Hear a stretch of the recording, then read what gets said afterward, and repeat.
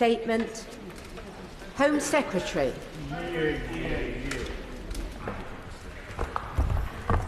Thank you, Madam Deputy Speaker. And with permission, I would like to make a statement to the House on legal migration. Migration to this country is far too high and needs to come down. And today we are taking more robust action than any other government before in order to bring this down. Since my first day in the Home Office, just 3 weeks ago, I have been determined to crack down on those who try and jump the queue and exploit our immigration system. I've been working closely with my right honourable friend, the Immigration Minister, on this subject. The recent figures from the ONS show a provisional estimate of net migration for the year ending June 2023 of 672,000. Whilst this is lower than the ONS estimate for net migration for the year ending December 2022, it is still far too high. When our country voted to leave the European Union, we also voted to take back control of our borders. And thanks to this Conservative government, we now have a points-based immigration system through which we can control who comes to the UK. We prioritise the skills and talent that we need to grow our economy and to support our NHS, and we have a competitive visa system for globally mobile talent. For example, last year we expanded our health worker visa access to address the urgent need for more social care workers. The whole country can also be proud that in the last decade we have welcomed more than 500,000 people through humanitarian routes. People from Ukraine, from Hong Kong, from Afghanistan, including 85,000 from Ukraine and Hong Kong in the last year alone. The British people will always do the right thing by those in need. But they also, and they are absolutely right to, want to reduce overall immigration numbers, not only by stopping the boats and shutting down illegal routes, but by well-managed reduction in legal migration too. People are understandably worried about housing, about GP appointments, about school places, and access to other public services when they can see their communities growing and growing quickly in numbers.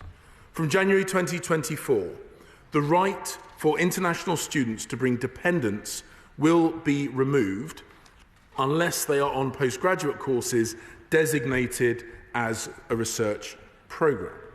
We always want to attract the global brightest and best. We have also stopped international students from switching out of the student route into work routes before their studies have been completed. These changes will have a tangible impact on net migration. Madam Deputy Speaker, around 153,000 visas were granted to dependents of sponsored students in the year ending September 2023. Today, I can announce that we will go even further than those provisions already in place, with a 5-point plan to further curb immigration abuses, and that will deliver the biggest ever reduction in net migration. In total, this package, plus our reduction in student dependence, will mean around 300,000 fewer people will come in future years than have come to the UK last year. These measures are possible because we are building up our domestic workforce and supporting British workers. Thanks to the excellent work of my right honourable friend, the Work and Pension Secretary, our Back to Work plan will help people stay healthy, get off benefits and move into sustainable employment. It builds on the ambitious £7 billion employment package from the spring budget to help up to 1.1 million people with long-term health conditions, disabilities, or who have been on long-term unemployment to look for work, to get into work and to stay in work. We're also investing heavily in helping adults learn valuable skills and prepare for the economy of the future. And of course, Madam Deputy Speaker, we have world-class universities that help in that endeavour. So of the 5-point plan, the first of our 5 points will be to end the abuse of the health and care visa. We will stop overseas care workers from bringing family dependents, and we will require care firms in England to be regulated by the Care Quality Commission in order for them to sponsor visas. Approximately 120,000 dependents accompanied 100,000 care workers and senior care workers in the year ending September 2023. Only 25% of dependents are estimated to be in work, meaning a significant number are drawing on public services rather than helping to grow the economy. We recognise that foreign workers do great work in our NHS and health sector. But it is also important that migrants make a big enough financial contribution. Therefore, we will increase annual immigration health surcharge this year by 66%, from £624 to £1,035, to raise, on average, around £1.3 billion for the health services of this country every year. Second, we will stop immigration undercutting the salary of British workers. We will increase the skilled worker earnings threshold by a third to £38,700 from next spring, in line with the median full-term wage for those kinds of jobs. Those coming on health and social care visa routes will be exempt, so we can continue to bring in the healthcare workers on which our care sector and NHS rely. Thirdly, we will scrap cut-price shortage labour from overseas by ending the 20% going rate salary discount for shortage occupations and reforming the shortage occupation list. I have asked the Migration Advisory Committee to review the occupations on this list because of our new higher skilled worker salary threshold. And we will create a new immigration salary list with a reduced number of occupations in coordination with the MAC.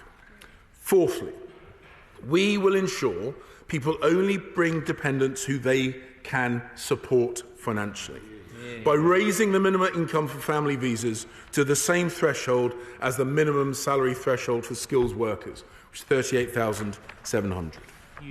The minimum income requirement of £18,600 has not been increased since 2012. Madam Deputy Speaker, this package of measures will take place from next spring. Finally, having already banned overseas master's students from bringing family members to the UK, I have asked the Migration Advisory Committee to review the graduate route to prevent abuse, to protect the integrity and quality of the UK's outstanding higher education sector. It needs to work in the best interests of the UK, supporting the pathway into high-quality jobs for the global talent pool, but reducing opportunities for abuse. Madam Deputy Speaker, this package of measures, taken in addition with the measures on student dependence that we have already announced in May, means that around 300,000 fewer people will be eligible to come to the UK than were coming last year. This is the largest reduction on record. Immigration policy must be fair, consistent, legal and sustainable. That is why we are also taking the fight to illegal migration. Our plan to stop the boats is working. Small boat arrivals are down by a third, even as illegal migration across the rest of Europe is on the rise.